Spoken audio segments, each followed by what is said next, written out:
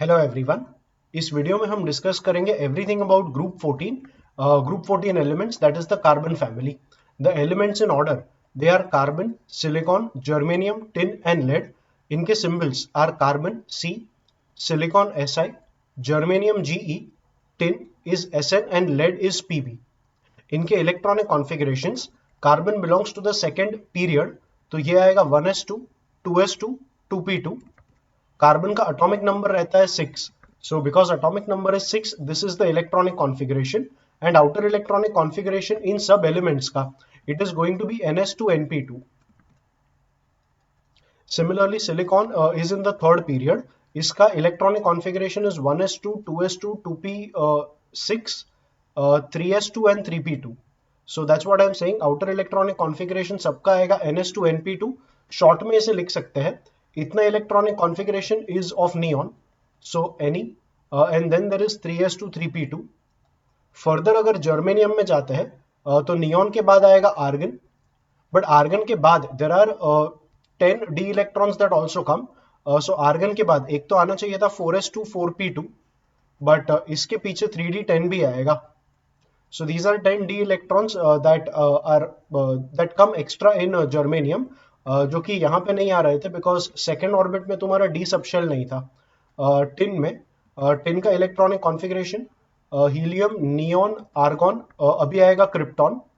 Krypton के बाद यहाँ पे आना चाहिए 5s2 एंड 5p2, बट इससे पहले जो 4 का डी सबशेल है वो भी फिल होगा, सो 4d10 आएगा। फॉलोड बाय लेड, लेड के लिए पहले आएगा जेनॉन, जेनॉन के बाद अभी तुम्हारा फोर्थ में एफ ऑर्बिटल भी है, so it is 4f that fills first, 4f14, फिर 5d का 10 भी फिल होगा, एंड उसके बाद आएगा तुम्हारा 6s2 and 6p2। So yeah, that's the electronic configuration of elements of the group 14। बढ़ो आगे। कार्बन के टोटल 3 आइसोटोप्स है। These isotopes are C12, C13, C14। अब कार्बन है तो एटॉमिक नंबर 6 आएगा, तो इन सब आइसोटोप्स में 6 प्रोटॉन्स होंगे। इस वाले आइसोटोप में 6 न्यूट्रॉन्स, इसमें 7 न्यूट्रॉन्स और इसमें 8 न्यूट्रॉन्स। इसमें C14 रेडियो एक्टिव आइसोटोप है। एंड कार्बन डेटिंग में जो आइसोटोप यूज होता है that is C14। Carbon dating मतलब कोई भी अगर स्पेसिमेन है, कोई भी लिविंग स्पेसिमेन अगर डेड हो चुका है तो इसका एज क्या रहेगा, that can be determined by a process called carbon dating. And इसमें हम यूज करते हैं C14 का, that is the radio active isotope of carbon. Basically C14 to C12 का एक सर्टेन रेशियो रहता है इन लिविंग ऑर्गेनिजम्स, एंड जैसे ही ऑर्गेनिज्म डेड हो जाएगा उसके बाद C14 टू C12 का जो रेशियो है वो ड्रॉप होने लगता है। And at a certain point इसका रेशियो क्या है, इससे तुम मालूम कर पाओगे कि उस सर्टेन स्पेसिमेन का एज क्या रहेगा। So that is the process of carbon dating. Yeah that's about carbon. Tin का एक ओर रहता है, इसका नाम याद रखना, that cassiterite is an ore of tin, और कैसिटराइट में टिन प्रेजेंट रहता है in the form of oxide SnO2। Similarly lead का जो ओर है इसका नाम है गैलेना, एंड गैलेना में लेड प्रेजेंट रहता है in the form of sulphide PbS। Ultra pure germanium and silicon, इनका यूज किया जाता है for manufacturing semiconductor devices. Inorganic chemistry में काफी सारे फैक्ट्स याद रखने होते हैं, so these are certain facts I have taken. Whatever I have taken it from the NCERT only. So yeah ये सारे कुछ फैक्ट्स है जो NCERT में लिखे हैं, इन्हें याद रखना। Like we discuss in every group, हमें फिजिकल प्रॉपर्टीज डिस्कस करने होंगे। You need not remember the exact values of any of the physical properties, बस इनका कंपैरिजन क्या है ये याद रखना रहता है। Atomic number of carbon 6, silicon 14, germanium 32, यहां तक याद रखोगे काफी है। आगे याद रख पाओगे तो रख लेना, बाकी इतना ज्यादा एटॉमिक नंबर्स पूछते नहीं है। एटॉमिक मास से ये मालूम पड़ता है कि तुम्हारे पास न्यूट्रॉन्स कितने रहेंगे। If 12 is the atomic mass, there are 6 protons and 6 neutrons. Silicon का atomic mass 28, so 14 protons and 14 neutrons, 72.6, let's consider it 73। तो जो number of neutrons है that is 41 in germanium, और नंबर ऑफ न्यूट्रॉन्स फिर germanium onwards अगर याद नहीं रखोगे तो चलेगा। They have anyway given the atomic masses, so yeah you can see how many number of neutrons are there, but number of neutrons वगैरह इन एलिमेंट्स के लिए पूछते हैं नहीं, तो याद नहीं रखोगे तो चलेगा। बढ़ो आगे। इलेक्ट्रॉनिक कॉन्फ़िगरेशन, ये हमने अभी अभी डिस्कस किया। हर एक का आउटर इलेक्ट्रॉनिक कॉन्फ़िगरेशन NS2np2 आएगा, but when it comes to germanium there is an extra presence of 3d10 electrons, similarly tin में 4d10 आएगा एंड लेड में 4f14 एंड 5d, इन्होंने लिखा नहीं है बट 5d10 यहां पर भी आएगा. So yeah, that's about their electronic configurations. Like I said, हर एक का outer electronic configuration is going to be ns2 and np2. Covalent radius का एक ही ट्रेंड है. ग्रुप में हम जितना नीचे की तरफ जाते हैं उतना एक एक ऑर्बिट एक्स्ट्रा ऐड होगा, इसलिए कोवैलेंट रेडियस भी बढ़ते जाएगा. So atomic size increases down the group, इसलिए रेडियस भी बढ़ेगा. 77 to 118 to 112 to 140 to 146. So there are no exceptions. There is a perfect trend observed that as you go down the group, atomic radius is going to increase. Ionic radius, cations के case में ऐसा था कि cations का radius हमेशा parent atom से छोटा रहेगा. ऐसा इसलिए कि मान लो सिलिकॉन लिया, सिलिकॉन में there are 14 protons in the nucleus and 14 electrons in the outer orbits. अगर सबसे बाहर के ऑर्बिट के 4 इलेक्ट्रॉन्स निकाल दिए तो पहले 14 प्रोटॉन्स होल्ड कर रहे थे 14 इलेक्ट्रॉन्स को, अब 14 प्रोटॉन्स होल्ड करेंगे 10 इलेक्ट्रॉन्स को, तो हर इलेक्ट्रॉन के ऊपर पुल बढ़ जाएगा और पुल बढ़ने की वजह से इलेक्ट्रॉन्स न्यूक्लियस से और भी नजदीक आते हैं. इस वजह से कटायन का जो भी रेडियस रहेगा वो पेरेंट एटम के कंपेयर में छोटा होगा. सो या ये M+4 का रेडियस है. एडिशनली तुमने जब 4 इलेक्ट्रॉन्स आउटर ऑर्बिट से निकाल दिए तो एक ऑर्बिट कंप्लीटली एलिमिनेट हो गया, इसके वजह से भी साइज कम होता है. So compared to the parent metal, cation will have a smaller radius. You can see it for all the elements, and cation ka bhi radius down the group is going to increase because you are adding an extra orbit every time you go to the every time you go down in the periodic table you are adding an extra orbit. So cation का size भी down the group बढ़ता है. Ionic radius M+2 के लिए बोला है. +4 and +2 क्यों exist, okay +4 तो होने ही वाला है बट +2 क्यों एग्जिस्ट करेगा इसके बारे में थोड़ी देर में बात करते हैं. बट +2 के लिए भी ionic radius increases down the group because you are adding an extra orbit. +2 state तुम्हारा कार्बन एंड सिलिकॉन में एग्जिस्ट नहीं करता एंड कार्बन भी +4 में एग्जिस्ट नहीं करेगा. Isolated carbon atom in the +4 oxidation state does not exist. That's what the table is trying to say. बढ़ो आगे. Ionisation enthalpy down the group decreases. There is a very perfect trend you can see. I know there is an exception here, but जैसे मैंने पिछले वाले groups में भी कहा है कि आखिरी वाले एलिमेंट का कंपैरिजन नॉर्मली हम करते नहीं है और इसके ऊपर ज्यादा क्वेश्चंस भी पूछते नहीं है. By and large ionisation enthalpy decreases down the group. इसका रीजन यही है कि जितना तुम ग्रुप में नीचे जाओगे उतना एटम बड़ा होगा, आउटर मोस्ट इलेक्ट्रॉन न्यूक्लियस से उतना ही दूर रहेगा, न्यूक्लियस का और इलेक्ट्रॉन का अट्रैक्शन कम रहेगा, इसलिए इलेक्ट्रॉन लूजली हेल्ड रहेगा और इस इलेक्ट्रॉन को निकालने के लिए एनर्जी का रिक्वायरमेंट कम रहेगा. So as you go down the group ionisation enthalpy decreases with a small exception here, but it's okay if you don't remember it. Second ionisation enthalpy हमेशा फर्स्ट के कंपेयर में ज्यादा रहेगा. दैट्स बिकॉज मैंने यहां पर भी कहा कि अगर इलेक्ट्रॉन्स निकाल दोगे तो जो बाकी के इलेक्ट्रॉन्स है उनके ऊपर न्यूक्लियस का पुल ज्यादा रहेगा. The remaining electrons will be held even more tightly, इसलिए सेकेंड इलेक्ट्रॉन निकालने के लिए एनर्जी रिक्वायरमेंट ज्यादा रहेगा. So second ionisation enthalpy is higher than the first, third is higher than the second and fourth is higher than the third. And you can see the trend for all the elements in group 14. In fact ये trend true रहेगा for all elements in the periodic table. बढ़ो आगे. In general electronegativity decreases down the group. So from carbon to silicon it is decreasing for some reason. इसके बारे में कुछ mention किया नहीं है in NCERT. It's like electronegativity of silicon, germanium and tin is exactly the same on the Pauling scale. सबका electronegativity 1.8 है and slightly when you go down the electronegativity is increasing. Slightly you go down means when you go down electronegativity is slightly increasing from tin to lead. Once again इस exception के बारे में भी कुछ याद नहीं रखते. It's there in the table, हमने read किया, आगे बढ़ेंगे. By and large order ये रहेगा that electronegativity decreases down the group. Just in case of carbon family इन तीन का electronegativity same है.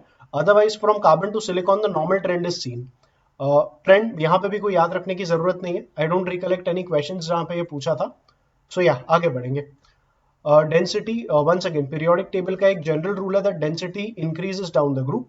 सो ये इंक्रीज हो रहा है from silicon to germanium to tin to lead, but there is a slight exception here. That exception is density of carbon is greater than the density of silicon, which is against the normal trend of the periodic table. ऊपर एक C करके लिखा है and C is simply saying, okay, C नहीं है, it's written E. So E represents for diamond. तो ये जो भी density है ये diamond का density है. So density of carbon in the form of diamond is greater than the density of silicon. And एक ट्रेंड यहाँ पे बस एक एक्सेप्शन है, अगेन इसके ऊपर ज्यादा क्वेश्चंस है नहीं, बट अर्लियर एलिमेंट्स में कोई एक्सेप्शन रहता है तो हम याद रख लेते हैं। So remember that the density of carbon is greater than the density of silicon. Otherwise, as a general rule in periodic table, down the group density increases, and you can see it for the other elements of group 14. बढ़ो आगे। Melting and boiling point का order as such हम याद नहीं रखते, but still you can see if there is any trend. Melting point decreases down the group, और यहाँ पर significant increase है. So yeah, it increases here, otherwise it decreases. Boiling point के बारे में कुछ बोला नहीं है. Boiling point down the group, otherwise for the remaining elements decreases. But once again, melting point, boiling point पिछले ग्रुप्स में भी मैंने कहा था, इनका कोई ऑर्डर या इनका कोई ट्रेंड याद रखने का रिक्वायरमेंट नहीं है। अगर कोई स्पेसिफिक चीज याद रखनी रहेगी तो वो हम रख लेते हैं, but for the time being there is nothing over here. Electrical resistivity, once again इसके बारे में भी कुछ याद रखने का रिक्वायरमेंट नहीं है। रेजिस्टिविटी कार्बन का ज्यादा है, फिर सिलिकॉन का काफी कम हो जाता है। It's because silicon and germanium are semiconductors, तो कंडक्टिविटी एटलीस्ट कार्बन के कंपेयर में सिग्निफिकेंटली हाई रहेगा, तो रेजिस्टिविटी कम रहेगा। So carbon has a high resistivity, low conductivity. Silicon, germanium have slightly higher conductivities, so low resistivity. Tin में resistivity drastically drop हुआ, and lead में तो और भी ज्यादा ड्रॉप होगा। It's like the lower you go in the periodic table, electrons will be more loosely held to the nucleus, and they are more likely to be free electrons. So किसी भी group में जाओगे तो bottom of the table पे free electrons ज्यादा मिलेंगे, and therefore the resistivity will be less and conductivity will be more. ये 2 into 10 power -5 है। Once again you need not remember any of the values, बस इतना है कि जितना तुम पीरियोडिक टेबल में नीचे जाओगे, electrons will be away from the nucleus, they will be loosely held, and they will more likely be free electrons. So material का resistivity कम रहेगा, conductivity ज्यादा रहेगा। No need to remember the trend also over here। बढ़ो आगे। No need to remember means ये हमने already, ये कुछ basic facts ही है, so exact values याद मत रखना। But okay, regarding the trend, I would say trend, there's nothing to remember, it's to be understood कि trend ऐसा ही आएगा, that conductivity increases down the group and resistivity, conductivity increases down the group and resistivity decreases down the group। बढ़ो आगे। Inert pair effect हमने group 13 में भी पढ़ा था, ग्रुप 14 में भी आता है। कार्बन का electronic configuration, the outer electronic configuration is, पहले तो 1s2 जो लिखते नहीं है, आउटर बोला इसलिए, 2s2 एंड 2p2 आता है। सो कार्बन को कभी भी 4 बॉन्ड बनाने रहेंगे तो 2s के इलेक्ट्रॉन्स का पेयरिंग हम ब्रेक करते हैं। We promote 1 electron to the vacant 2p-z orbital, and this becomes the excited state of carbon's electronic configuration। यहाँ पर जो भी हमें sp3, sp2, sp hybridization करवाना रहता है वो करवाते हैं, and then we make carbon form 4 bonds। ये जो हमने इलेक्ट्रॉन का अनपेयरिंग किया, this unpairing is not favored when you take larger atoms। Inability of ns2 electrons to undergo unpairing, this is seen in case of larger atoms। मतलब down the group जितना जाता है उतना ns2 इलेक्ट्रॉन्स का ability to undergo unpairing will drop down. The lower elements like जो lead है, lead रहेगा, lead will prefer not to unpair the ns2 electrons, and that is why lead, अगर ये तुमने अनपेयरिंग किया नहीं रहेगा तो जो तुम्हारा ऑक्सीडेशन स्टेट बनेगा वो 2 बनेगा, because you will prefer to form bonds by sharing only these 2 unpaired electrons. So as you go down in the periodic table, the +2 oxidation state will be more stable, and the +4 oxidation state will be less stable। So that's what I'm saying, inert pair effect is the inability of the ns2 electrons to undergo unpairing, and the inability to undergo unpairing is seen more in case of larger atoms। So ये inability of unpairing the ns2 electrons, ये lead ज्यादा show करेगा and carbon कम show करेगा। Carbon will prefer unpairing, lead will not prefer unpairing. इसलिए lead में stability of +2 oxidation state ज्यादा रहेगा, +4 ऑक्सीडेशन स्टेट का स्टेबिलिटी लेड में कम रहेगा। In short, stability of +2 oxidation state increases down the group, and stability of +4 oxidation state decreases down the group in the periodic table. इस effect को total, इसे हम कहते हैं इनर्ट पेयर इफेक्ट। ओके, ये भी एक थंब रूल रहेगा इनऑर्गेनिक केमिस्ट्री का। देखो ऐसा है कि अगर कोई इलेक्ट्रॉन एक्सेप्टर रहता है, we have discussed this multiple times in the earlier videos also, anything which is an electron acceptor is a Lewis acid, and anything which is an electron donor is a Lewis base. अब किसी भी compound में अगर किसी element का oxidation state ज्यादा है, for example carbon monoxide and carbon dioxide देख लो, कार्बन मोनोऑक्साइड में O का ऑक्सीडेशन स्टेट -2 एंड कार्बन का +2. सिमिलरली यहाँ पर O का अगर -2 ले लेंगे तो टोटल 2 ऑक्सीजन एटम्स का चार्ज बनेगा -4 एंड न्यूट्रल मॉलिक्यूल के लिए कार्बन को आना पड़ेगा इन द +4 ऑक्सीडेशन स्टेट. अब अगर कार्बन का ऑक्सीडेशन स्टेट ज्यादा है तो ये ज्यादा जोर से इलेक्ट्रॉन्स को पुल करने का एबिलिटी रखेगा. If it is pulling electrons with a higher force, it is accepting electrons with a higher force and it is a better Lewis acid. तो जब भी ऑक्सीडेशन स्टेट ज्यादा रहेगा एसिडिक कैरेक्टर ज्यादा रहेगा, एंड ऑक्सीडेशन स्टेट कम रहेगा तो acidic character कम रहेगा. Specifically carbon monoxide and carbon dioxide में कमेंट करें तो जो भी लोअर ऑक्सीडेशन स्टेट में कंपाउंड बनेंगे वो न्यूट्रल रहेंगे, and the compounds that form in the higher oxidation states they are going to be acidic in nature. तो CO कार्बन मोनोऑक्साइड का नेचर न्यूट्रल रहता है एंड कार्बन डाइऑक्साइड का nature acidic रहता है. A similar comment we will make in the nitrogen family also. जब भी हम group 15 that is nitrogen family discuss करेंगे तो ऑक्साइड्स ऑफ नाइट्रोजन में भी सेम कमेंट एप्लीकेबल रहेगा, that the oxides that form in the lower oxidation state will be neutral and the oxides that form in the higher oxidation states will be acidic in nature. So yeah, remember that comment and बढ़ो आगे. PbI4 के बारे में एक comment है that PbI4 का formation possible नहीं है. ऐसा है कि Pb में लेड का जब इलेक्ट्रॉनिक कॉन्फ़िगरेशन पड़ा था ये था xenon 4f14 5d10 6s2 and 6p2. तो जब आउटर इलेक्ट्रॉनिक कॉन्फ़िगरेशन लिखेंगे 6s2 and 6p2,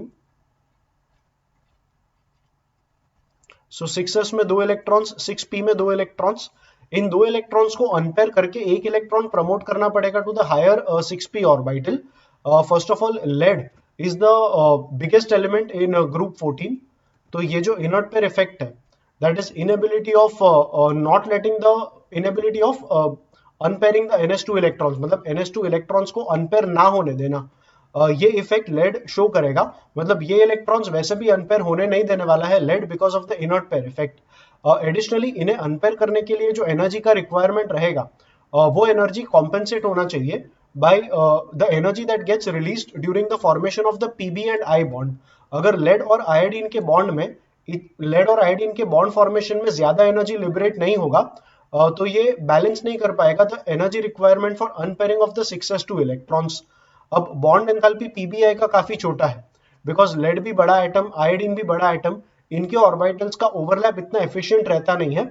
it's a fact in inorganic chemistry that bigger orbitals do not overlap effectively and because of that bigger atoms tend to form weaker bonds. So Pb और I के बीच में जो bond है वो weak है, which means the corresponding bond enthalpy will be low. ये bond enthalpy इतना कम रहता है कि जो एनर्जी लिबरेट होता है it is not sufficient to break the pairing of the 6s electrons in lead. तो बिकॉज इलेक्ट्रॉन्स का पेयरिंग ब्रेक नहीं होगा, तुम्हारे पास 4 अनपेयर्ड इलेक्ट्रॉन्स नहीं आएंगे, इसलिए Pb 4 बॉन्ड फॉर्म नहीं कर पाएगा with iodine. In short PbI4 का फॉर्मेशन पॉसिबल नहीं है. 1 due to the low bond enthalpy of PbI bond, and because of the low bond enthalpy of PbI bond energy is not enough to unpair the 6s electrons of lead. So yes, ये fact याद रखना और ये उसका reason याद रखना. And बढ़ते हैं आगे. The next thing is SiCl4 that is silicon chloride. Silicon chloride का अगर हाइड्रोलिसिस करेंगे it will give SiOH4. ये जो 4 क्लोरीन एटम्स थे they will get replaced by 4 OH groups from water, और यहाँ से जो H आएगा वो क्लोरीन को लेके निकल जाएगा forming HCl. This compound is called silicic acid. तो ये जो हाइड्रोलिसिस हमने सिलिकॉन क्लोराइड का किया, ये हाइड्रोलिसिस पॉसिबल इसलिए था बिकॉज सिलिकॉन का electronic configuration was 1s2 2s2 2p6 3s2 3p6. अब थर्ड ऑर्बिट में एक 3d का सबशेल भी रहता है एंड 3d का सबशेल सिलिकॉन के लिए कंप्लीटली वेकेंट था. So silicon had vacant 3d orbitals, and vacant 3d orbitals में ऑक्सीजन के लोन पेयर्स को एक्सेप्ट किया जाता है for carrying out this reaction. Oxygen का lone pair of electrons gets accepted in the vacant 3d orbitals of silicon. इस वजह से हाइड्रोलिसिस ऑफ SiCl4 पॉसिबल रहता है। अब कार्बन में ऐसा है कि कार्बन में d ऑर्बिटल्स अवेलेबल नहीं रहेंगे, बिकॉज कार्बन का electronic configuration is 1s2 2s2 2p2, and second main orbit में डी सबशेल रहता नहीं है, because carbon does not have D orbitals. तो ऑक्सीजन के लोन पेयर को डी ऑर्बिटल्स में एक्सेप्ट करने का कोई क्वेश्चन ही पैदा नहीं होता है, इसलिए CCl4 का हाइड्रोलिसिस वैसे हो नहीं पाएगा जैसे SiCl4 का होता है। So SiCl4 does undergo hydrolysis forming silicic acid, and CCl4 cannot undergo hydrolysis to give you COH4। COH4 otherwise भी बनता नहीं है, बट उसमें अभी नहीं जाता है। बस इतना कि CCl4 का हाइड्रोलिसिस पॉसिबल नहीं है because of the non availability of D orbitals in case of carbon. So yeah, hydrolysis of SiCl4 is possible because electron pair of oxygen is accepted in the vacant d orbitals of silicon. As a fact, ये पूरा चीज भी याद रखना। बढ़ो आगे। SiF6-2 ये form होता है, but SiCl6 2- does not form. इसका रीजन ऐसा है कि देखो सिलिकॉन के आसपास जब फ्लोरीन के 6 एटम्स आते हैं, तो फ्लोरीन के atoms actually we have to call them ions, because ये F- रहता है और ये Cl- रहता है।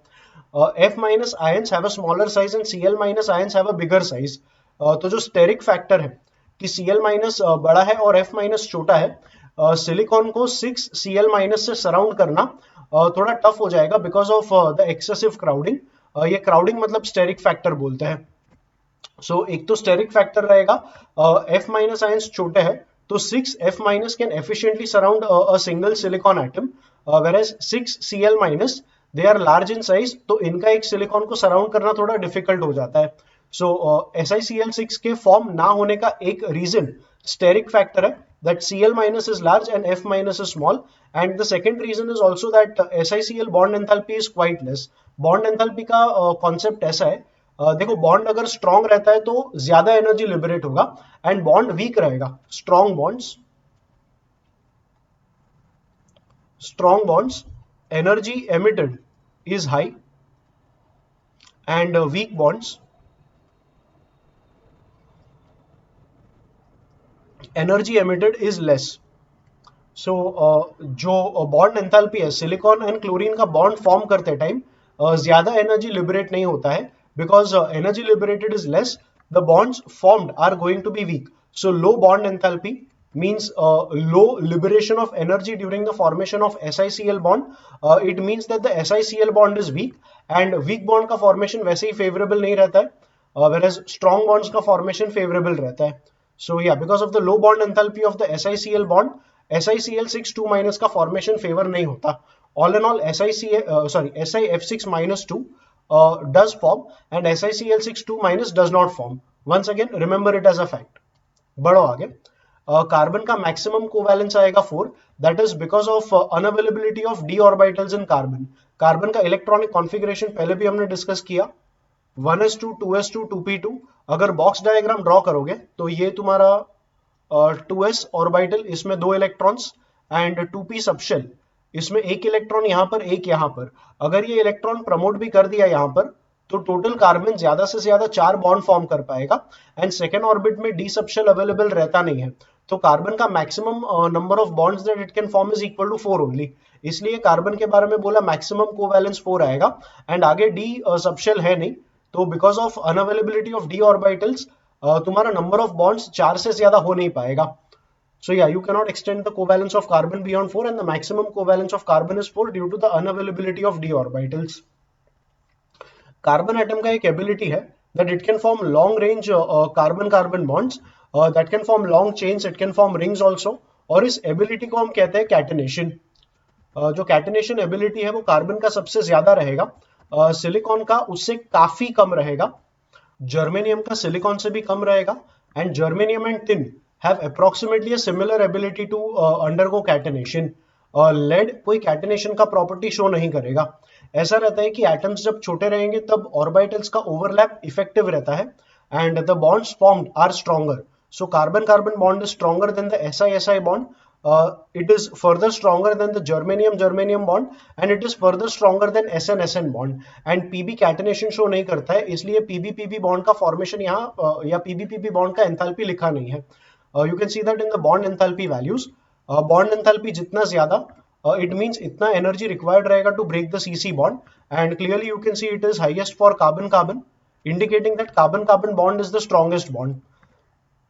उससे कम बॉन्ड एंथैल्पी सिलिकॉन का, उससे कम जर्मेनियम, उससे कम tin, indicating that C C bond is the strongest. उससे वीकर सिलिकॉन सिलिकॉन बॉन्ड, उससे weaker germanium germanium bond, and उससे वीकर एसएन एसएन का bond. So yeah keep that, remember that thing as a fact. आपको again absolute values याद रखने का कोई requirement नहीं है. No one is going to ask you the absolute values. You need to know the relative comparison between whatever property they have mentioned, in this case the bond enthalpy. बढ़ो आगे. We need to discuss more about allotropes of carbon now. Allotropes मतलब एक certain element अगर different forms में exist करेगा तो ये different forms को allotropes कहते हैं. One allotrope of carbon is diamond. Diamond का structure यहाँ पे मैंने show किया है. I have taken that figure from NCERT only. So yeah, if you check any one carbon atom, if you check this carbon atom, it is forming 4 single bonds with 4 neighboring carbon atoms. फिर अगला carbon atom भी 4 bond form करेगा. ये 1 2 3 चौथा ऐसे screen के बाहर आएगा. They have not shown it in the diagram, but each carbon atom, you can actually extend the whole figure. And ये फिगर अगर एक्सटेंड करोगे, you will realise that it is actually a 3D network formed by only carbon carbon single bonds. तो ये तुम्हारा structure रहता है diamond का, because हर कार्बन 4 सिंगल बॉन्ड्स फॉर्म करेगा. हर कार्बन sp3 हाइब्रिडाइज्ड रहता है. Each carbon atom is sp3 hybridized because each carbon atom is forming 4 bonds with the neighboring carbon atoms. The entire structure is one single molecule. It is a giant network structure of simply carbon carbon covalent bonds. Structure के बारे में थोड़ा और detail में बताऊं तो ये zinc blende structure रहता है. जिंक ब्लेंड स्ट्रक्चर के बारे में हमने बात किया है in the chapter of solid state in physical chemistry lectures. Physical chemistry lectures का लिंक तुम्हें नीचे डिस्क्रिप्शन बॉक्स में मिल जाएगा. And you can also go to the playlist section. You can also go to the playlist section of our channel. और playlist section में physical chemistry के lectures, mathematics के लेक्चर्स, फिजिक्स के लेक्चर्स और chemistry, organic and inorganic दोनों, organic chemistry inorganic chemistry, इन दोनों के भी लेक्चर्स मिल जाएंगे. So in the playlist of physical chemistry lectures you will find the video on solid state. and solid state में एकदम डिटेल में बात की है zinc blende structure क्या रहता है. Just to remind all of you, zinc blende structure is an FCC face centered cubic lattice of S-2 sulfide ions and the alternate tetrahedral voids, they are occupied by Zn2+ ions. अगर सारे sulphur और सारे zinc atoms को replace कर दोगे with carbon atoms, तो ये structure बन जाएगा तुम्हारा डायमंड का स्ट्रक्चर. तो डायमंड का स्ट्रक्चर एग्जैक्टली क्या है वो यहाँ पे हमने डिस्कस किया. एंड बढ़ो आगे. Because diamond is a single giant molecule, इसे डिफॉर्म करना काफी टफ रहता है. It is the hardest material known to humans. So yeah that's something about diamond. बढ़ो आगे. The next allotrope of carbon is graphite. Graphite का जो shape रहता है वो ऐसा रहता है. Graphite exists in the form of layers. इन लेयर्स को नोटिस करोगे तो हर लेयर में एक कार्बन ने बॉन्ड फॉर्म किया है only with 3 other carbon atoms. A carbon atom in one layer forms single bonds with only 3 other carbon atoms. जो चौथा इलेक्ट्रॉन रहेगा कार्बन का वो एक फ्री इलेक्ट्रॉन रहता है. And because you have free electrons in graphite, graphite is a very good conductor of electricity. इस तरीके से तुम्हें फ्री इलेक्ट्रॉन्स डायमंड में नहीं थे. In diamond, you did not have any free electrons, no free electrons, which is why diamond is a poor conductor of electricity.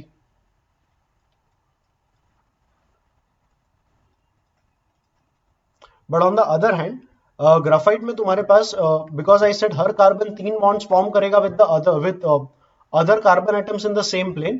जो चौथा electron है, it is a free electron. And यहाँ पे लिखा है मैंने, electron in the unhybridised pz orbital of carbon is the free electron and that electron is delocalized over the entire structure. So because you have free electrons, graphite becomes a good conductor of electricity.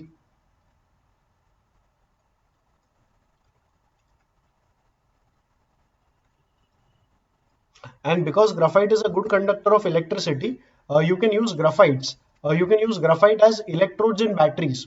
Batteries में काफी बार electrode रहता है graphite का, It is a very good material to be used as an electrode because it is a good conductor of electricity due to the presence of free electrons. इसमें थोड़ा hybridisation को भी समझने का ट्राई करो. कार्बन का outer electronic configuration is 2s2 and 2p2. In electrons को अगर ब्रेक करेंगे, इनका पेयरिंग ब्रेक करेंगे एंड एक इलेक्ट्रॉन को यहां पर प्रमोट करेंगे, तो ये तुम्हारा इलेक्ट्रॉनिक कॉन्फ़िगरेशन बनेगा कार्बन का in the excited state. Now you have 4 electrons, but bond form करने थे सिर्फ 3 कार्बन एटम्स के साथ. तो जो हाइब्रिडाइजेशन होगा वो sp2 हाइब्रिडाइजेशन होगा, और ये जो अनपेयर्ड इलेक्ट्रॉन बच गया, the electron in the unhybridised pz orbital, ये तुम्हारा px, py and pz. The electron that is left over in the unhybridized pz orbital, ये तुम्हारा free electron रहेगा. It is delocalized over the entire structure and that free electron is what imparts electrical conductivity to graphite. So ये थोड़ा electronic configuration के terms में भी हमने बात किया. sp2 hybridized carbon atom का shape रहता है trigonal planar, and you can see that in the structure only. That every carbon atom, whenever it is forming a bond with 3 other carbon atoms, ये CCC का जो bond है, you can clearly see that hexagons are being formed, and hexagon में जो CCC bond रहता है, ये CCC bond is 120 degrees. So you have the formation of hexagonal layers. Carbon atom layered form में रहेगा because of sp2 hybridization. planar structure है, और कोई भी दो planes के बीच का distance देखोगे तो ये 340 picometer है. Once again, it's not expected कि आप ये सारे values याद रखो, but it's given. read कर लिया, बढ़ेंगे आगे. The bond length is 141.5 picometer, whereas यही bond length diamond में 154 picometer था. So once again, as a fact, I don't recollect ये कहीं पूछा है कि नहीं, but values दिए हैं तो at least एक comparison याद रख लेंगे. That CC bond length in graphite is less than that of diamond. So yeah, keep that fact in mind. Like I said, free electron रहेगा यहाँ पर, तो good conductor of electricity. It is used as electrodes in batteries. Now that see there is a layered structure, her carbon atom सिर्फ 3 carbons को bonded है, ये भी ठीक है, बट लेयर्ड स्ट्रक्चर होने की वजह से लेयर्स आपस में आसानी से स्लिप हो पाएंगे. If the layers can easily slip past one another, graphite can be used as a dry lubricant in machines that are operated at high temperatures. So ये भी graphite का एक application है, used as a dry lubricant in machines that are operated at high temperatures, because layered structure में layers का आपस में slip होना easy रहता है, and because the slipping is easy, a very good application of graphite is dry lubricants in machines that you are operating at high temperatures. So yes, ये थोड़ा बहुत discussion था graphite के बारे में. The next allotrope of carbon is fullerenes. अब fullerenes बनाने का एक certain method होता है. We take graphite and we vaporize graphite by using an electric arc in an inert atmosphere of helium or argon.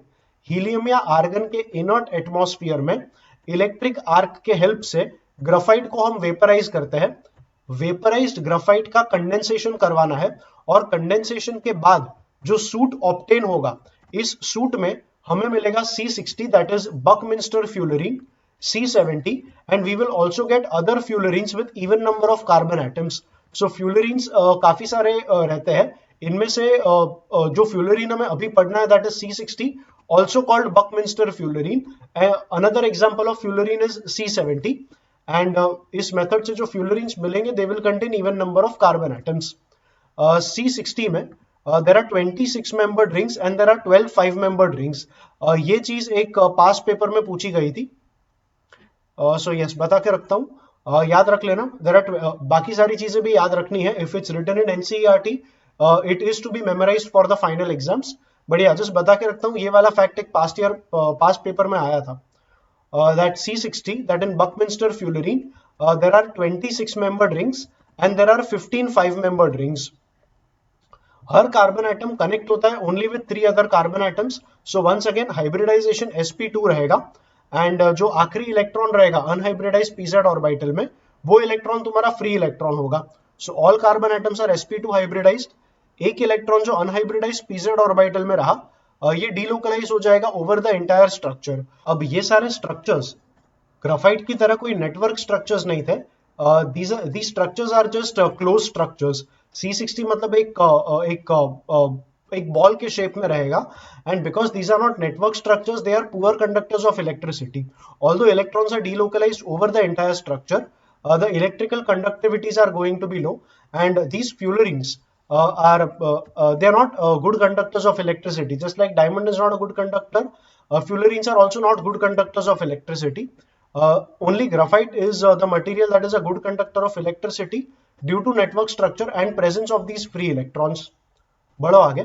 फ्यूलरीन्स के बारे में ही, जो 6 मेंबर्ड रिंग्स है, इनका एबिलिटी रहता है that they can fuse with both 5 and 6 membered rings, but 5 membered rings can fuse only with 6 membered rings. दो 5 membered rings साथ में आके they cannot combine with one another. All 5 membered rings are isolated, and all 5 membered rings can connect only with 6 membered rings, whereas like I said 6 membered rings के बारे में they can fuse with both 5 as well as 6 membered rings. Carbon का thermodynamically most stable form is graphite. तो graphite का enthalpy of formation हम by default zero लेते हैं. Enthalpy of formation of diamond is 1.9 kilojoule per mole, and enthalpy of formation of fullerene C60 buckminster fullerene is 38.1 kilojoule per mole. तो ये दोनों जो forms है कार्बन के, these are slightly less stable compare to graphite. And fact याद रखना, most thermodynamically stable form of carbon is graphite only. So enthalpy of formation of graphite zero लेंगे, whereas diamond and C60 का enthalpy of formation zero नहीं है. Once again, you need not remember the values, but you should know that the most thermodynamically stable form of carbon is graphite, and इसका enthalpy of formation तुम्हें zero लेना है. बढ़ो आगे. Some important compounds of carbon. First compound is carbon monoxide. Carbon monoxide को बनाने का एक तरीका is dehydration of formic acid. Dehydration के लिए we can use concentrated acids, and the best example is concentrated H2SO4. So we take formic acid HCOOH, we heat it at 373 Kelvin with concentrated H2SO4. Dehydrating agent water remove करेगा, so H2O remove करोगे तो CO बचेगा. We get carbon monoxide and water. So small scale preparation के लिए ये वाला technique use कर सकते हैं. Dehydration of formic acid, you must know it gives carbon monoxide and takes out water. Taking out water को ही dehydration बोलते हैं. So yeah, dehydration of formic acid with concentrated sulfuric acid at 373 Kelvin, that gives carbon monoxide from formic acid, and the rest part comes out as water. Carbon monoxide plus H2 is called water gas or synthesis gas or syn gas, whereas carbon dioxide and nitrogen, इसका mixture is called producer gas. Both of these mixtures are important industrial fuels. So ये comment याद रखना, इन दोनों का नाम याद रखना. CO plus H2 के तीन नाम, water gas, synthesis gas, syn gas, and CO plus N2 का mixture is called producer gas. बढ़ो आगे. कार्बन मोनोक्साइड एक काफी अच्छा रिड्यूसिंग एजेंट है, because carbon monoxide has an exceptional ability of absorbing oxygen from any element that comes in the vicinity. Metallurgy में carbon monoxide का use रहता है to reduce metal oxides to metals.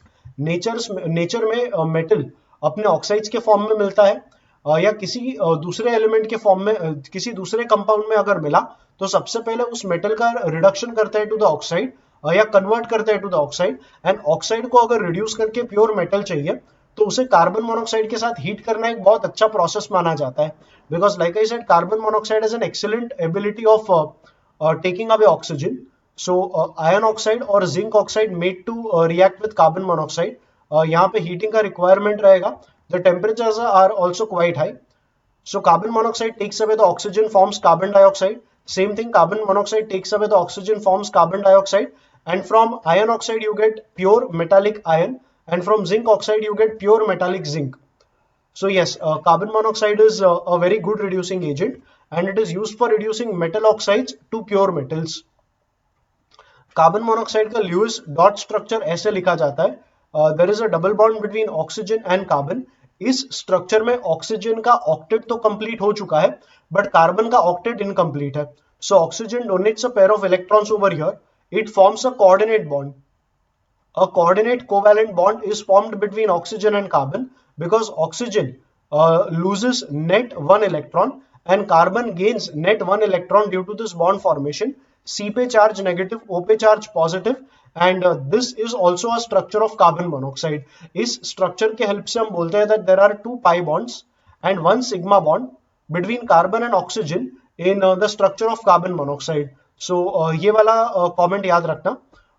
इसके ऊपर भी I think कहीं ना कहीं question आया था.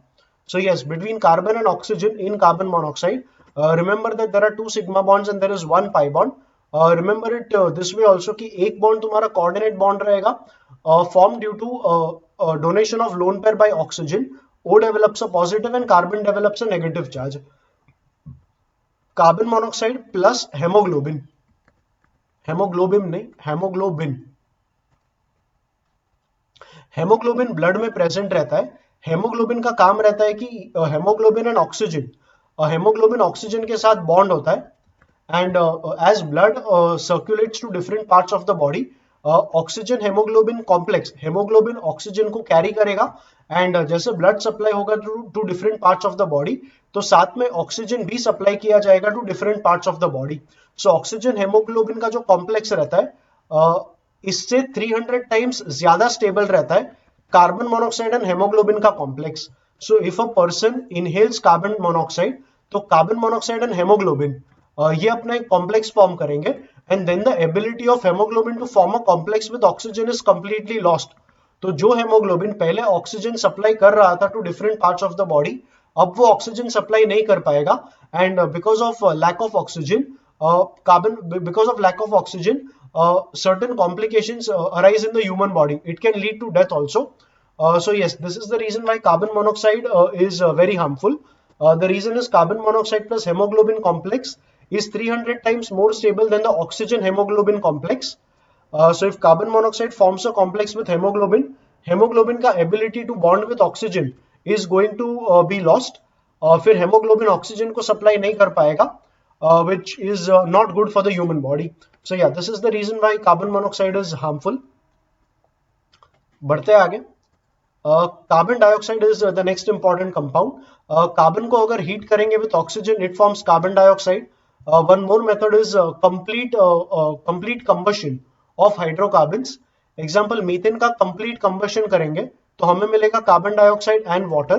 So these are some methods of preparation of carbon dioxide.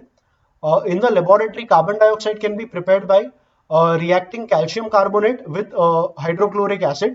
कोई और एसिड लोगे तब भी चलेगा, but this is a very common reaction to obtain carbon dioxide in the laboratory. Calcium forms the salt calcium chloride and the remaining balancing happens by emitting H2O and carbon dioxide. So ये तुम्हारा laboratory method for preparation of carbon dioxide. Commercial method सीधा है, you heat limestone. limestone का अगर heating करेंगे तो CO2 बाहर आएगा एंड कैल्शियम ऑक्साइड बचा रहेगा. कार्बन डाइऑक्साइड को हम निकालना प्रेफर करेंगे because as per Le Chatelier principle अगर प्रोडक्ट को कम करोगे तो फॉरवर्ड रिएक्शन फेवर होगा. ली चैटलियर प्रिंसिपल पढ़ा है केमिकल इक्विलिब्रियम में and you will find chemical equilibrium video in physical chemistry lectures playlist.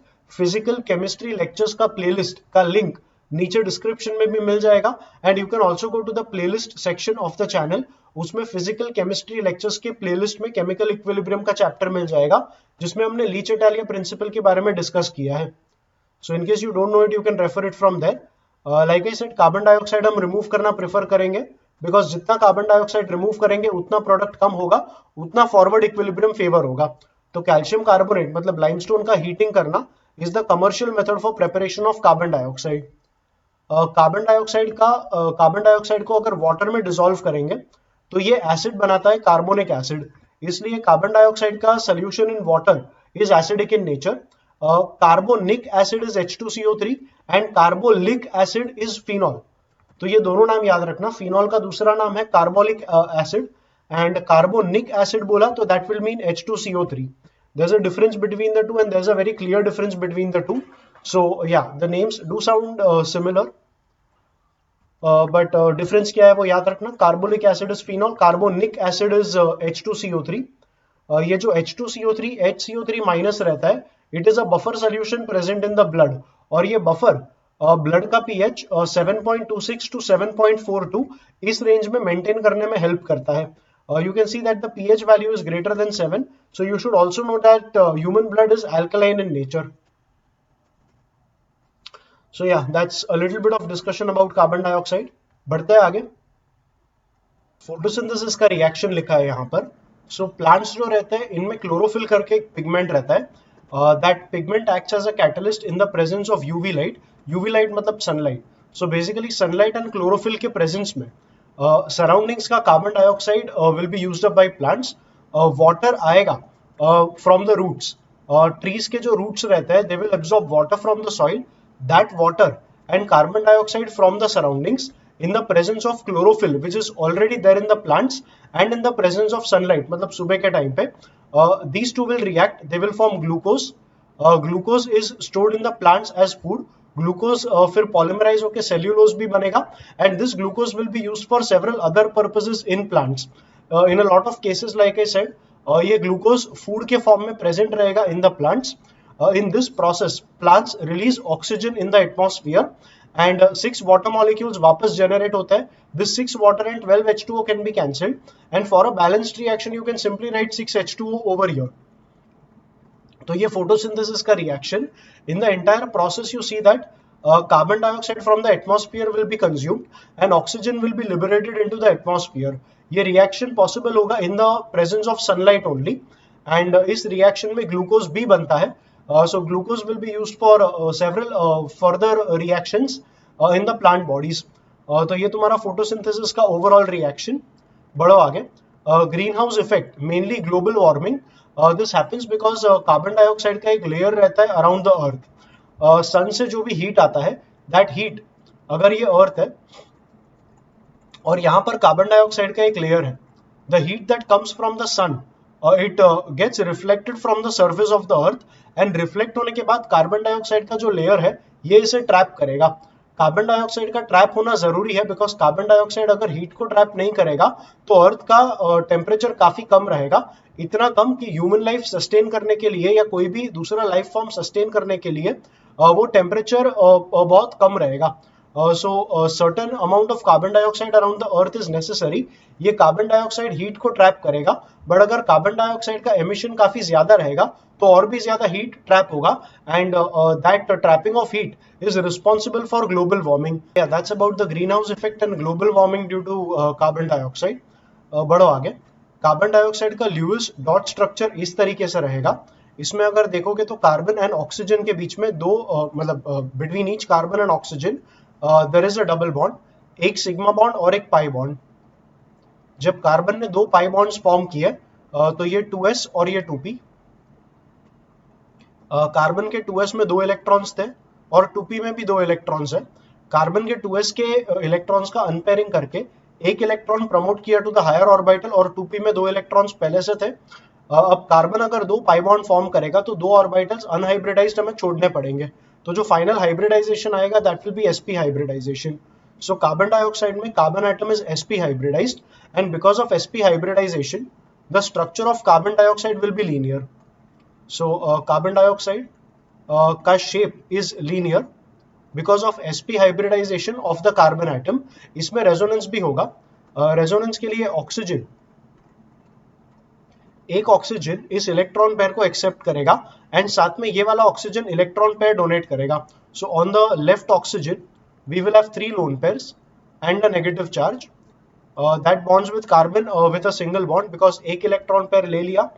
यहाँ पर आएगा 3 bonds with O here and only 1 electron pair because एक इलेक्ट्रॉन पेयर बॉन्डिंग में जा चुका है.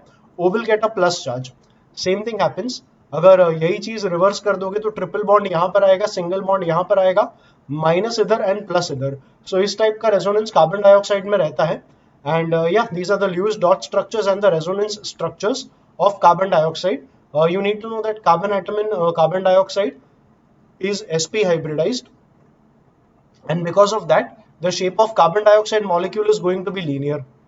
बढ़ो आगे. The next compound is silicon dioxide. अब जैसे कार्बन डाइऑक्साइड में तुमने C डबल बॉन्ड O देखा, वैसे सिलिकॉन डाइऑक्साइड में Si डबल बॉन्ड O नहीं रहता है. In fact Si double bond O is completely unstable, it does not exist. तो जो SiO2 है वो ऐसा स्ट्रक्चर रहेगा.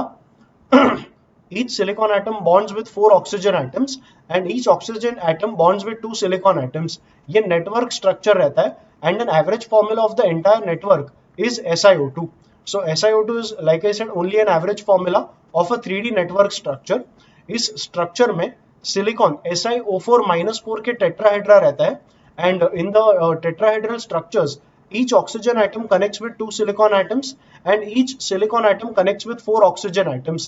इस तरीके के स्ट्रक्चर का, like I said, the average formula is SiO2 and that's something about the structure of silicon dioxide. Keep in mind Si double bond O formation possible नहीं है, like C double bond O formation is possible. Si double bond O is unstable, but flip side Si single bond O is very stable. ये इतना stable रहता है कि SiO2 is almost unreactive. इसका thermal stability भी काफी ज्यादा रहेगा, केमिकल रिएक्टिविटी भी काफी कम रहता है.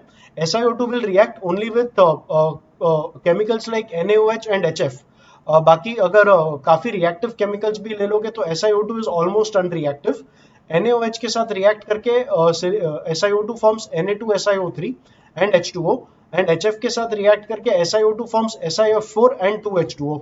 ये रिएक्शंस आई डोंट रिकलेक्ट कि पेपर्स में इतने ज्यादा पूछे गए हैं, but it's given in NCERT, so हमने भी डिस्कस कर लिया. Keep in mind that Si single bond O is very stable.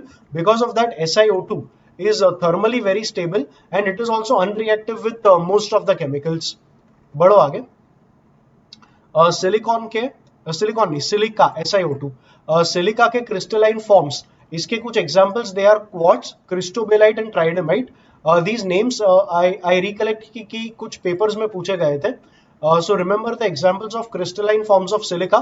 Crystalline forms of silica के तीन examples, quartz, cristobalite and tridymite. whereas the amorphous form of silica, इसका एक example is कीजलगूर. इसका spelling देख के रखना. So yeah, these are some examples of crystalline and amorphous forms of silica. Amorphous मतलब crystal structure में कोई order नहीं रहेगा, and crystalline मतलब crystal structure will be ordered.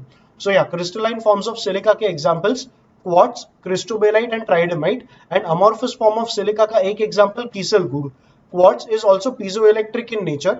Piezoelectric मतलब अगर प्रेशर या स्ट्रेस अप्लाई करोगे एक क्वार्ट्ज के स्पेसिमेन पर तो चार्जेस सेपरेट होंगे. अगर चार्ज सेपरेशन आएगा तो एक पोटेंशियल डिफरेंस क्रिएट होगा across the entire specimen. So that's about the piezoelectric nature, and quartz, like I said, is a piezoelectric material. इसके अक्रॉस अगर प्रेशर या स्ट्रेस अप्लाई करोगे तो चार्जेस सेपरेट होंगे एंड पोटेंशियल डिफरेंस डेवलप हो जाएगा across the entire specimen. So yeah keep that in mind. बढ़ो आगे. The next category of compounds is silicones. Silicones are basically polymers. They are organosilicon polymers. इनके backbone में R2SiO का linkage रहेगा and this is the basic structure of silicones. इनका chemical reaction भी देख लो कैसा रहेगा. When you make silicon react with methyl chloride, तो 2 methyl chloride molecules, इनका methyl and chlorine का part अलग कर दो. The 2 methyl groups and the 2 chlorine groups will bond on silicon and you will get CH3 twice SiCl2. The reaction happens in the presence of copper powder as a catalyst at 570 Kelvin. इनका अगर reaction करेंगे मतलब इसका अगर hydrolysis करेंगे तो methyl के groups ऐसे ही रहेंगे, क्लोरीन के जगह पे OH के ग्रुप्स आएंगे and chlorine will come out as HCl gas. So plus 2H2O किया, 2H2O को ब्रेक करो as H and OH. OH के दो ग्रुप्स रिप्लेस करेंगे क्लोरीन के दो एटम्स को and chlorine will come out, it will take away the H from water, form HCl. So minus 2HCl and plus 2H2O किया तो chlorine will get replaced with OH groups. इसको थोड़ा proper बड़ा करके लिखा है यहाँ पर. 1 silicon bonded with 2 methyl groups and 2 OH groups. ये तुम्हारा silicon bonded with 2 methyl and 2 OH groups. ऐसे और भी मॉलिक्यूल्स ड्रॉ किए. इनका अगर हीटिंग करेंगे मतलब पॉलीमराइज करके अगर वाटर निकालेंगे, मान लो यहाँ से वाटर निकाल दिया तो silicon bonds with oxygen further bonds with silicon, तो SiO का बॉन्ड फॉर्म होगा and that bond will continue throughout, या ये बॉन्ड कंटिन्यू होगा over a large number of molecules. ये जो फुल चेन बना that is the entire polymer and that polymer is what you call silicon. So these polymers, like I said, they are organosilicon polymers. इनके backbone में SiO का linkage आया and on every silicon there are 2 methyl groups. in general R के groups भी आ सकता है. so R2SiO का अगर बैकबोन रहा, ये अगर रिपीटिंग यूनिट लिखोगे तो इस रिपीटिंग यूनिट का जो पॉलीमर बनेगा it is called silicon. The chain length can be controlled by addition of CH3 thrice SiCl. ऐसा इसलिए बिकॉज जब हाइड्रोलिसिस करोगे तो Cl के जगह पे OH आएगा. अगर OH का एक ही ग्रुप रहेगा, देखो तुम्हारे पास OH के दो ग्रुप्स थे इसलिए चेन कंटिन्यू हो रहा था, the chain was growing because there was a presence of 2 OH groups. अगर एक ही OH का ग्रुप आया, अगर ये सिलिकॉन, मिथाइल, मिथाइल एंड यहां पर भी मिथाइल, अगर OH का एक ही ग्रुप आया तो यहां से H2O निकल जाएगा and then SiO will form, but ये चेन आगे ग्रो नहीं कर पाएगा बिकॉज OH का कोई और ग्रुप अवेलेबल नहीं है। सो या दैट्स अबाउट सिलिकॉन्स। तुम CH3 थ्राइस SiCl को ऐड करके चेन का जो ग्रोथ है या चेन का लेंथ है उसे कंट्रोल कर पाओगे, मतलब कम कर पाओगे। जितना ज्यादा CH3 थ्राइस SiCl यूज करोगे उतना तुम्हारा चेन का लेंथ कम रहेगा। सो या for controlling the chain length we add CH3 thrice SiCl। Keep that in mind and या गो अहेड। सिलिकॉन्स का नेचर है कि ये सराउंडेड रहता है by non polar alkyl groups. Non polar मतलब ये वाटर रिपेलेंट रहते हैं। These are hydrophobic in nature. Hydrophobic means water repelling and attracted to water means hydrophilic. So silicons are surrounded by non-polar alkyl groups that are water repelling groups. They are hydrophobic in nature. So yeah, silicons have an ability of repelling water. इनका thermal stability काफी high रहता है। They have a very high chemical inertness and a very high dielectric strength. All this is attributed to the SiO bonds which are present in the backbone. ये SiO के जो bonds है वो काफी strong रहता है, काफी अनरिएक्टिव रहता है and because of that the thermal stability is very high, chemical inertness is very high. इनके बीच में इलेक्ट्रोनेगेटिविटी का भी काफी ज्यादा डिफरेंस है, तो डाइलेक्ट्रिक स्ट्रेंथ भी काफी ज्यादा रहेगा। एप्लीकेशंस ऑफ सिलिकॉन्स में आएगा sealants, greases, electrical insulators and waterproofing of fabrics. इन सारे एप्लीकेशंस के लिए सिलिकॉन्स का यूजेज रहेगा। Silicones are also biocompatible in nature and because of that they find applications in surgical and cosmetic implants. बढ़ते आगे। Silicates, silicates are like silica only. these are network solids of SiO4 minus repeating unit. Repeating unit का shape अलग अलग रहता है, काफी बार network solid रहेगा, काफी बार साइक्लिक रहेंगे। साइक्लिक में भी नंबर ऑफ रिपीटिंग यूनिट्स कितने रहते हैं इसके बेसिस पे अलग अलग स्ट्रक्चर्स मिलते हैं। SiO4 4 माइनस, इनके जो नेगेटिव चार्जेस है ये न्यूट्रलाइज होंगे by cations which are present in the structure. अलग अलग कैटायंस प्रेजेंट रहेंगे तो अलग अलग टाइप के सिलिकेट्स मिलते हैं। Some examples of silicates are feldspar, zeolite, mica and asbestos. ये थोड़ा सिलिकेट्स का पार्ट हो गया। इसमें स्पेसिफिकली जियोलाइट्स के बारे में बात करें तो SiO4 4 माइनस में अगर कुछ सिलिकॉन आयंस को Al+3 के साथ रिप्लेस करेंगे तो जियोलाइट का स्ट्रक्चर मिलेगा। Si का चार्ज +4, Al का चार्ज +3, तो जो इम्बैलेंस आया that can be balance by addition of Na+, K+, Ca+2 ions. तो ये कुछ कैटायंस है जो ये चार्ज इम्बैलेंस को बैलेंस कर देंगे when you are replacing Si+4 with Al+3 ions. Zeolites को हम यूज कर सकते हैं as catalysts in the petrochemical industry. एक एग्जांपल एनसीईआरटी में दिया है, ZSM5 करके एक कैटलिस्ट है, it directly converts alcohols to gasoline. मुझे लगता है कि ये काफी फैक्चुअल चीज है, पूछी जा सकती थी बट काफी पेपर्स में मैंने देखा है। I have not seen this fact being asked in a lot of papers, nevertheless NCERT में लिख के रखा है तो आप भी याद रख लेना। I said that zeolites can be used as catalysts in the petrochemical industry, and as an example ZSM5 करके एक catalyst है, it directly converts alcohols to give you gasoline. Hydrated zeolites, these can be used for softening of hard water. Hard water में calcium और magnesium के ions रहते हैं। So ये जो hydrated zeolites रहते हैं, they will take away calcium and magnesium ions and exchange them with sodium ions. अगर एक Ca2+ एब्जॉर्ब करोगे तो सामने तुम्हें 2Na+ देना पड़ेगा, बिकॉज चार्ज भी बैलेंस करना रहता है। So yes, hydrated zeolites they are used for hardening, they are used for softening hard water. Hard water में कैल्शियम एंड मैग्नीशियम के आयंस रहते हैं, इन आयंस को जियोलाइट्स एब्जॉर्ब कर लेंगे और अगर एक Ca2+ एब्जॉर्ब करोगे तो सामने 2Na+ वाटर में डोनेट करना पड़ेगा। And by the ion exchange method, in this manner hydrated zeolites they are used for softening of hard water. So yeah, that was about some important compounds of the group 14 carbon family, and with that I am done with discussing everything that I wanted to discuss in this video. Like I advise in every video, आप NCERT एक बार अपने आप भी पढ़ाई करना।